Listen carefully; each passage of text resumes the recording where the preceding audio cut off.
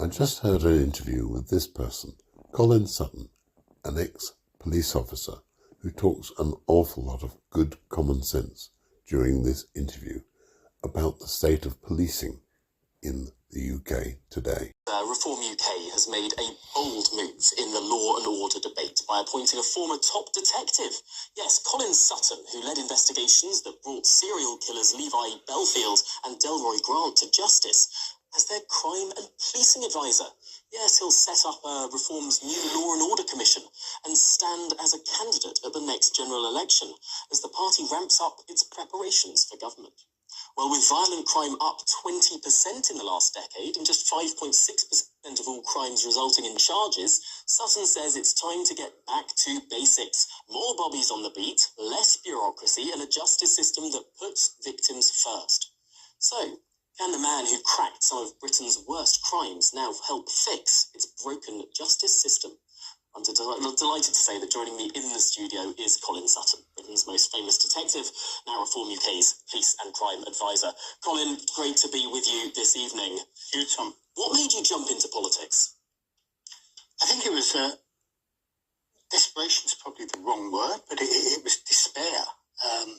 I'd watched for everything. Public services, the country's broken wherever you look. And of course, the police service is something that's dear to my heart. I gave the best years of my life to it, and to see us in the position where trust is breaking down and where law and order is breaking down, something needs to change. And I've really never been much of a person for sitting at the side and shouting.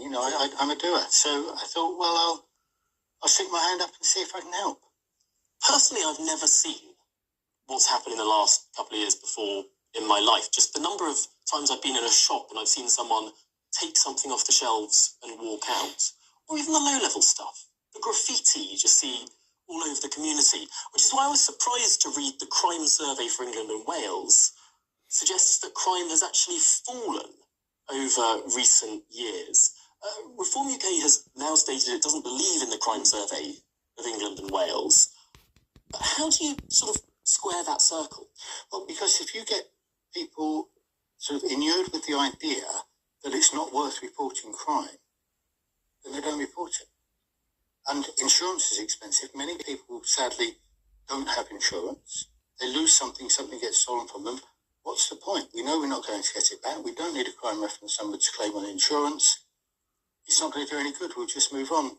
And there used to be ways of getting this dark figure, as criminologists call it, of unreported. Well, that's why the survey was set up. Because I completely understand that people often don't report a crime. Certainly when I first moved to London, I had my mobile phone stolen. I didn't report it. I didn't have insurance. There was no reason for me to bother reporting it. It would just waste my time. But I knew I wasn't going to get my phone back.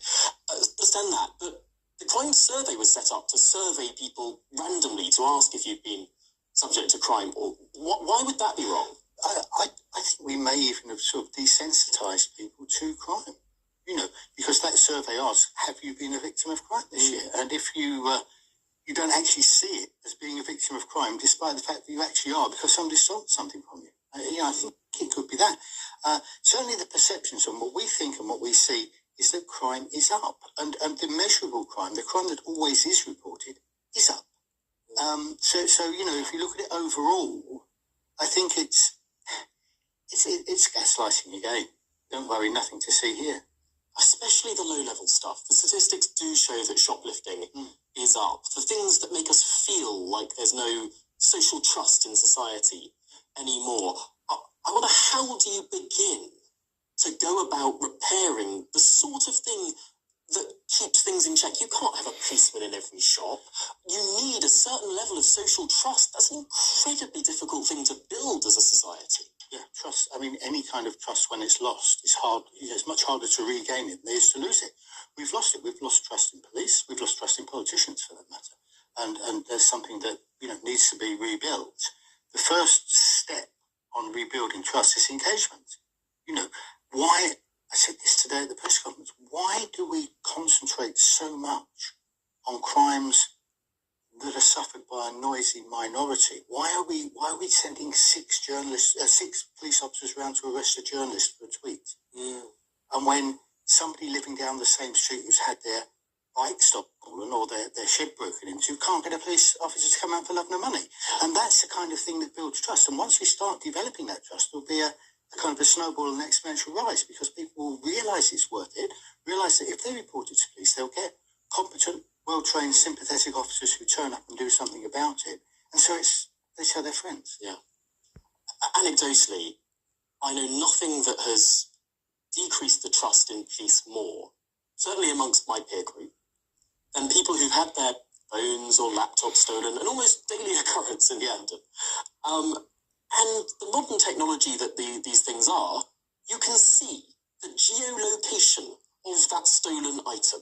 You can go to the police saying, my phone or my laptop, or even your vehicle, as the Sunday Times reported recently, or your bicycle that has an air tag on it, or whatever it is. You know where it is, and the police won't bother to go there to retrieve it. I think it's appalling. I can't understand the concept. And what I don't understand is that nobody joins the police service to police social media. People who join the police service, by and large, they're brave young men and women who want to serve their community and want to do a decent job. So how have we got to the situation where they're not doing the things that their community wants them to do? And then you have to start looking, well where are the influences on them? Because I know lots of current police officers still, for various reasons. And I don't know any one of them who wouldn't want to turn out and retrieve your phone or your car or whatever your piece of property is and arrest the person who stole it. Because that's what they want to do, that's what they do. So we've got to look more, why are these individuals on the front line who want to do the job and want to serve their community, what's preventing them? Yeah. And so is that going to be the work of your commission? Are you going to come back with a report? What's the process going to be? Well, I got a phone call yesterday afternoon saying, we could have a task force as well, because I'd agreed to be the advisor.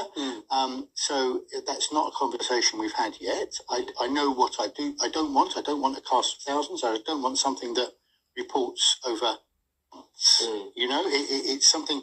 I've had some very encouraging responses already today just with the publicity. I've approached no one, but I've had half a dozen people come to me and say, I'm willing to help you. I've got something to offer. So, I'm optimistic with that. And what we need to do is to, you can't start with a blank sheet of paper because policing has to go on. But what you can do, you can say, what are the limiting factors? What are the things that are causing this mismatch? Because our police service has never, in my view, been further away from what the community wants it to be than it is at the moment. And we need to narrow that gap as much as we can.